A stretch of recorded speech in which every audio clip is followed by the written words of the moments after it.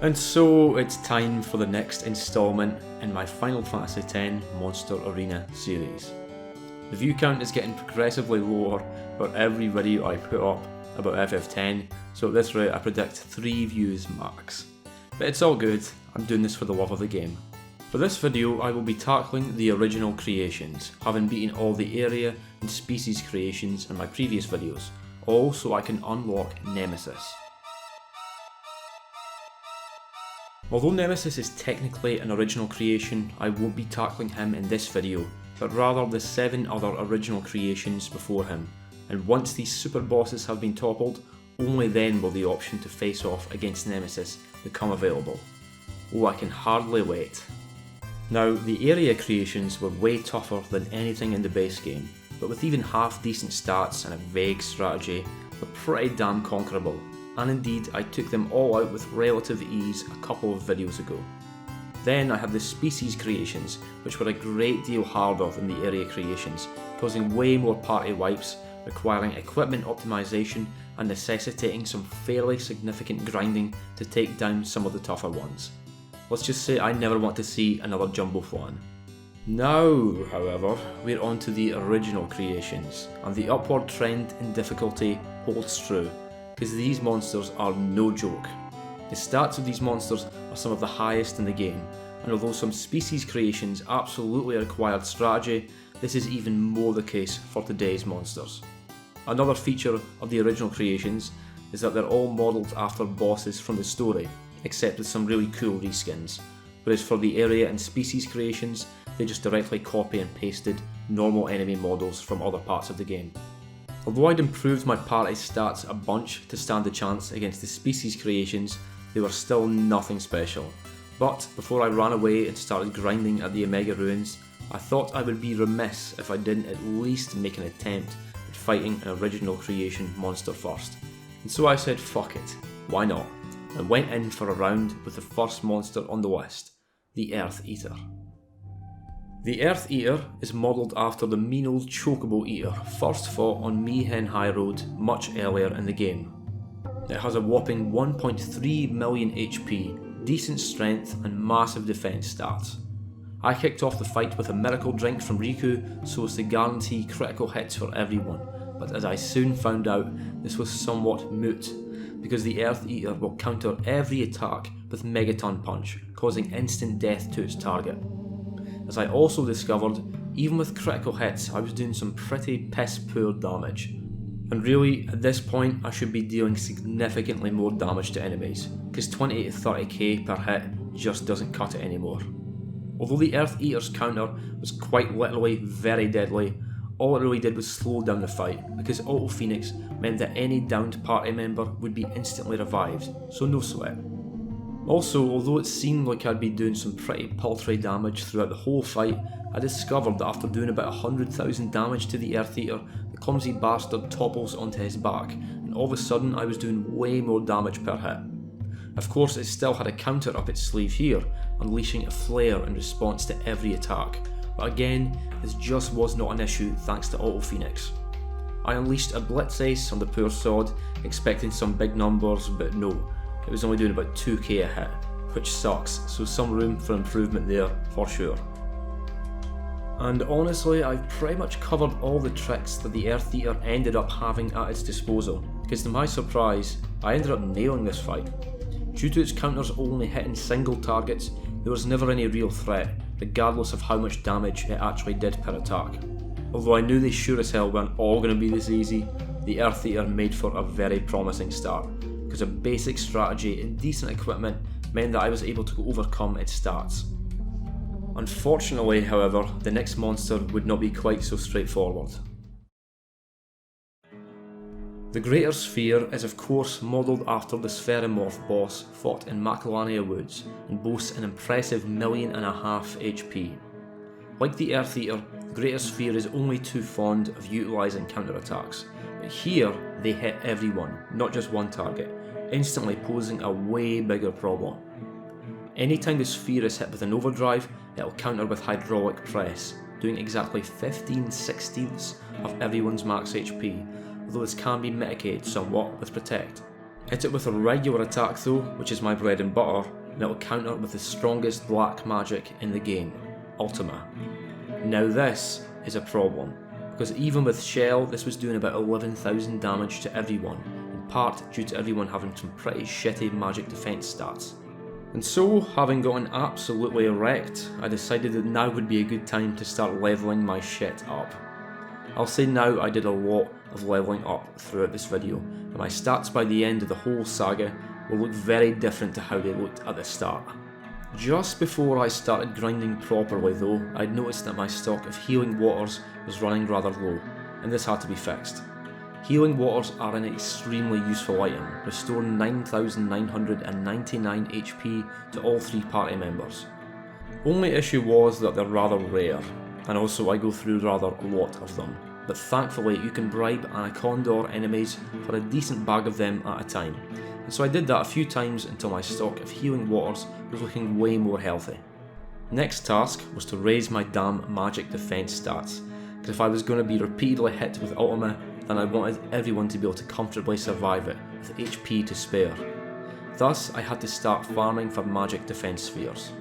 I knew it was a species creation monster which dropped these spheres, but I couldn't remember exactly which one, and I didn't want to look it up, and so I guessed wrong twice before realising it was actually the One Eye.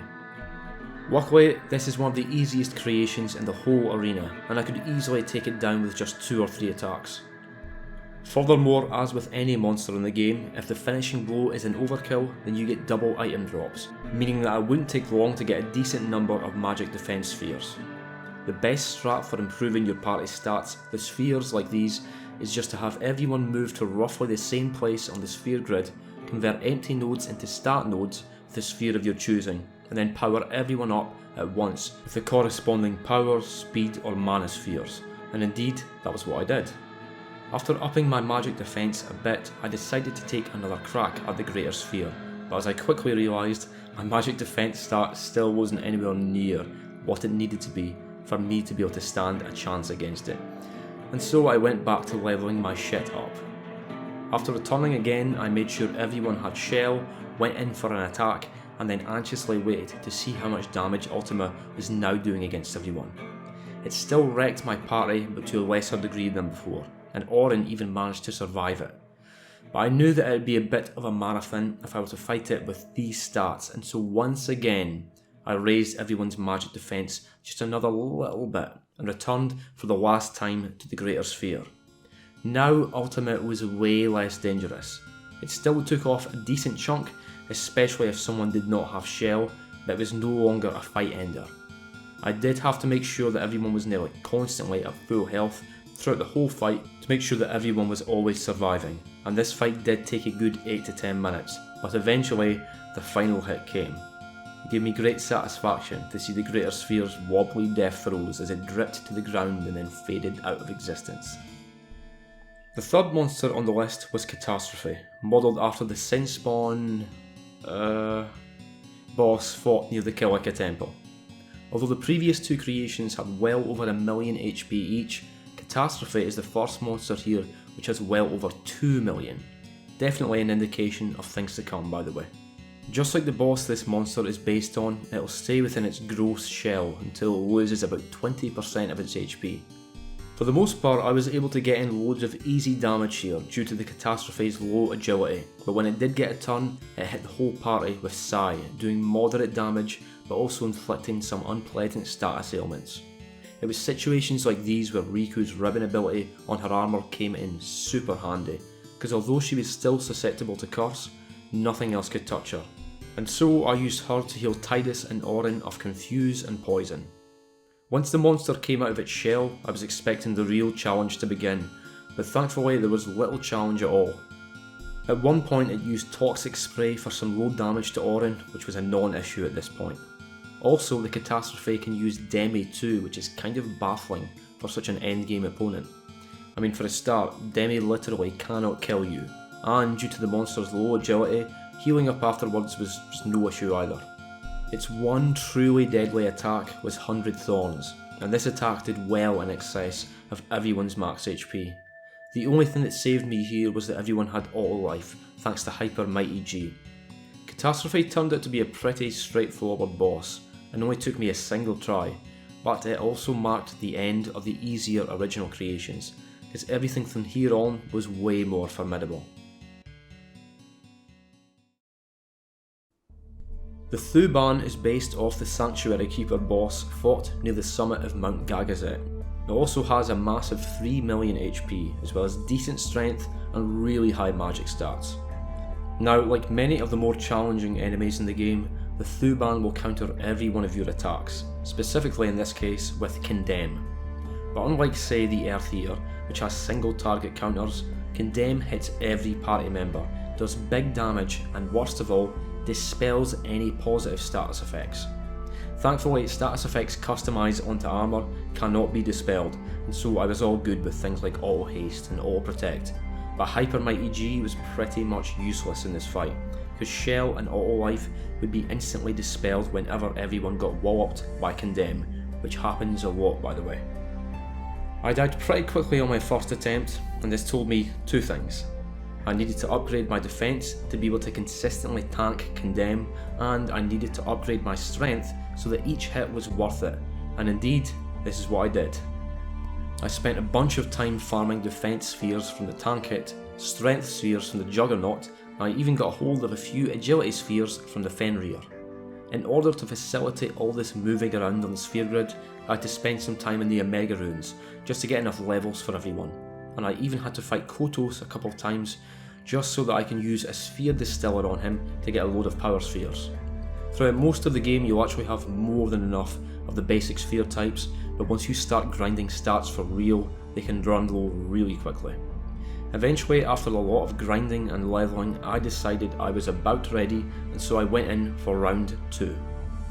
Although Condemn was still doing some respectable damage, everyone was now able to survive it at least, which was half the battle.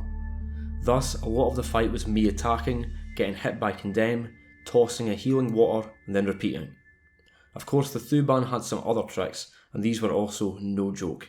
Its basic attack was no issue at all, because it was just single target and didn't do that much damage. The real problem for this fight was Rainbow. This attack hits everyone for heavy magic damage, but worse even than that, it does a bunch of nasty status effects. Anytime it used this attack, I knew there was a chance that the fight would be over, because if Riku didn't survive it, that meant I might be at the mercy of Orin and Tidus having Confuse, Berserk or Sleep, all of which can easily ruin a whole battle. I had a couple of close calls with this attack, but I got relatively lucky and managed to survive it the few times that it was used. The Thuban has another interesting attack called Convergence, which always seemed to do a solid 99,999 damage to anyone it hit, but due to being a single target attack, it never posed much of a problem. The Thuban was a pretty freaking tough fight with a couple of really dangerous attacks, but after a good 8 minutes I turned this worm into worm food. The Nest-Slug might be the most interesting monster in the entire arena because it's the only one that's actually original. You don't see a single other fiend which looks anything like Nest-Slug anywhere else in the whole game, which is pretty damn cool. Unfortunately, I remember this monster being a massive pain in the arse, and you'll see why soon. Keeping up the trend of increasingly massive HP pools, the Nest-Slug of course has 4 freaking million HP, although its other base stats aren't super impressive. At first the fight was going as smooth as butter. The Nest-Slug really didn't have great agility, so I was able to get about 10 attacks in for every one that it got. Once it did get an attack in though, it was not a nice one. Slime hits everyone for big damage, but more importantly, it also inflicts Full Break and Curse. Full Break can be really nasty when you don't know how to get rid of it, because unlike most other status ailments, it doesn't go away with Andromeda or an Izuna. Rather, you have to cast Dispel on a party member to make it go away, though this will also remove any positive status effects on that character, but really all of this is somewhat manageable. The one massive sticking point that I always have with the Nest-Slug is that after it loses 2 million HP, it will retreat into its shell. This is a problem for 2 reasons. One, it's completely immune to physical damage in this state, and 2, auto regen is activated in this state. Auto regen was a huge problem for me when fighting the Jumbo Flan, but it's an even bigger problem here, because it can heal the Nest-Slug for ridiculous amounts each turn, and when you literally can't deal physical damage, that's a problem. Of course you can just use magic, but I don't bother with magic for FF10's endgame because the animation for the strongest spell, Ultima, is way too long, regular attacks are faster, and magic spheres are a nightmare to grind, because you'll need to beat the Jumbo Flan over and over again, and I don't ever want to fight the Jumbo Flan again. Thankfully there is another option, and that is overdrives, Blitz Ace in particular. Unfortunately, at Tidus's current strength level, Blitz Ace wasn't even close to doing enough damage to break the shell of the Nest-Slug. You've got to do 1,000,000 damage to it, by the way, made even worse due to the fact that it's healing for big numbers literally every turn due to regen. One other option did occur to me however, and that was to try out Anima, same as I'd done in the Jumbo Flan fight. This turned out to be a very, very bad idea.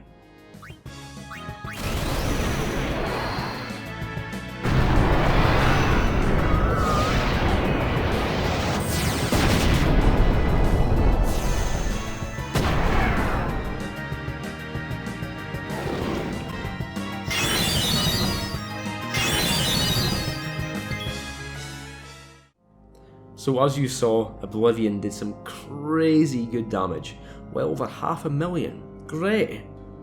The issue was the 750,000 HP that the Nest-Slug immediately healed after, before I even had a chance to have another turn. For whatever reason, the Nest-Slug's auto regen goes into fucking overdrive when you bring out an Aeon, so this meant that this strat was a non-starter. At this point I decided that I'd come back to the Nest-Slug later on. In the meantime, maybe the next monster on the list wouldn't be so bad. Maybe it'd provide me with some sweet relief. Spoiler alert, it didn't. The Ultima Buster is certainly an intimidating looking enemy. It's based on the Sinspawn Gwee boss fought during Operation Mayhem, and it has 5 goddamn million HP. The fight started off fairly promising as I got a few attacks in and applied some defensive buffs. See, the Ultima Buster has multiple sections which can be targeted. The claws at either side need to be destroyed before targeting the main body, otherwise you'll be doing some pretty crappy damage. There's also the head which can cast Ultima and use a nasty attack called Contamination, which causes a selection of brutal status effects, including of course Full Break. As this monster's name would suggest, it likes using Ultima, and this attack proved to be extremely dangerous. Furthermore, it's not shy at all about using it a lot, so you've got to always be prepared for it. Unfortunately, I soon discovered that I was not prepared for this monster at all yet, and so again I endeavoured to return to it later on once my party was a bit more buff. Well, due to me postponing the previous 2 monsters on the list, this meant that there was just one left, the Shin Ryu, based off the every Altana boss fought in the Via Purifico. This monster arena fight is unique and that's the only one which is fought underwater, meaning that just Tidus, Riku and Wakka can be used. Sorry Orin. Thankfully Tidus and Riku are doing just great, but Wakka is not one of my mains, so would not be coming in particularly handy for this fight. Although it's the last monster on the list, excluding Nemesis, the Shin Ryu doesn't have an enormous HP pool, though it's still quite respectable at 2 million. This creation is a very dangerous one due to having several nasty attacks. For one, it has a single target counter every time it gets hit, meaning that you can't just wail on it recklessly. It also has an attack called Shining, which deals moderate magic damage to the whole party, so you better make sure everyone has Shell. By far the most dangerous attack of all, however, is Eraser, because it will remove someone for the remainder of the fight, turning them to stone and then instantly shattering them. Eraser is an interesting one because it's completely unblockable, even with ribbon or stoneproof. As far as I know, it will only ever use Eraser on up to 2 party members throughout the fight, and so you want whoever is left to be able to carry the fight to its conclusion. Unfortunately, I got unlucky on my first attempt, and the only survivor was Wakka, who was pretty much useless. And so I noped out of there and quickly went in for round 2. This time I got way luckier, and the only person who got nailed by a razor was Waka. From there on it was a pretty straightforward fight, and I beat the Shin Ryu pretty damn easily. Well, now that everything else had been beaten, that meant that only 2 obstacles remained before Nemesis would unlock: Ultima Buster and its fat brother, the Nest-Slug. It was just a fact at this point that if I was to stand any chance against these 2 remaining monsters, I was going to need to grind, and grind hard. See, for Nest-Slug, the biggest issue was strength. The only viable strategy realistically available to me was Tidus's Blitz Ace, but it was not even close to doing enough damage per hit to shatter the Nest-Slug's shell, so the only option was to grind for strength, and lots of it. After a bunch more farming juggernauts for strength spheres, my stats were looking somewhat better, and so I went in for another round to see what my numbers were now looking like. Now Blitz Ace was doing a decent bit more damage at around 20k per hit, but it still wasn't anywhere near enough, and so I went back to more grinding. Now my strength stat was way fucking higher, with Tidus's being at a square 200. Surely now Blitz Ace would be dealing enough damage per hit to stand a chance at pouring salt over this troublesome slug. Well, unfortunately not. Though my damage had improved, it still would simply not cut it, and so you'll never guess what I did next. I grinded some bloody more, getting Tidus's strength to nearly 220. Now I knew that I could beat it, but I had to strategize a bit. There's a very useful special ability in FF10 called Entrust, where one character can pass on their full overdrive gauge to any other character. This would be vital because the only character whose overdrive would be worth a damn in this fight was Tidus, so my plan was to get the Nest-Slug to half HP, causing it to retreat into its shell, fire off 3 Blitz Aces as quickly as I could, and then seeing if it'd do enough damage.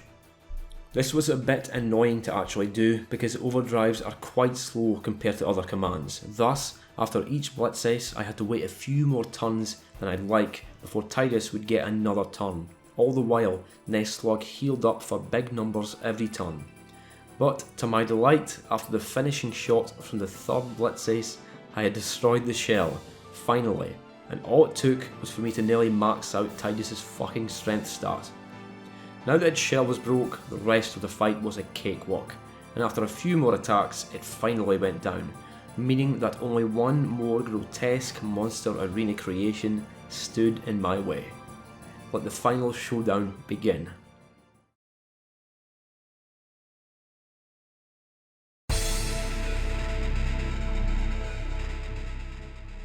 Much like the Nest-Slug, I knew that I'd need to seriously buff up my magic defense stats for this fight.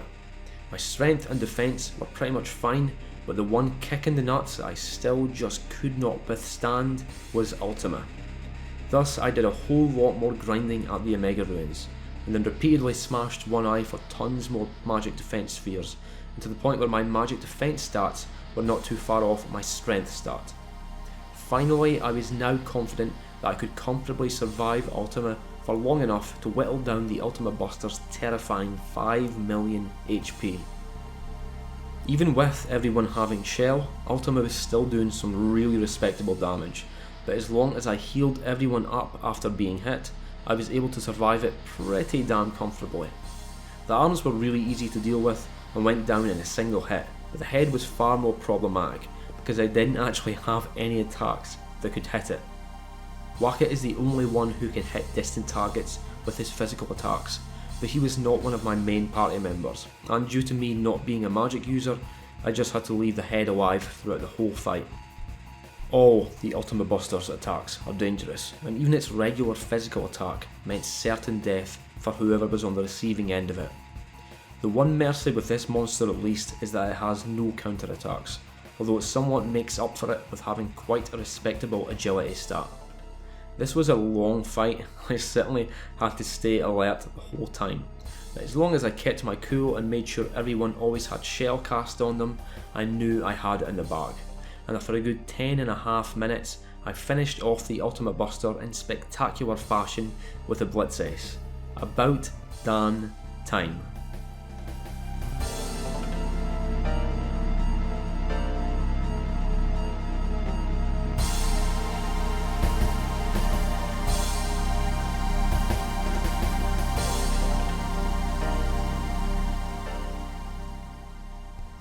Finally, after 4 fucking videos, not only had I captured 10 of every monster, but I'd beaten every monster at the arena, meaning that now Nemesis was available to fight. After unlocking any new creation, the arena owner will always give you the option to fight it for free, and also there's no punishment for dying at the arena. So I thought, what the hell, let's give Nemesis a quick wee test run.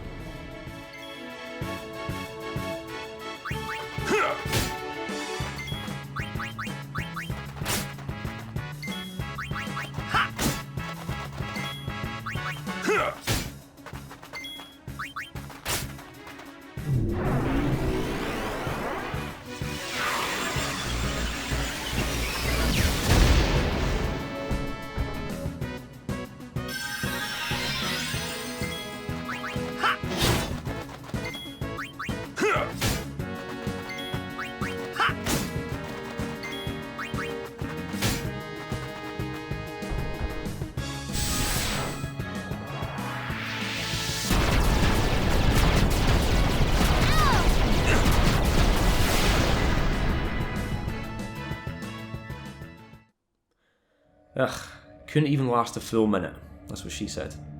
Well, looks like I'm going to have my work cut out for me here, that's for sure, but not yet.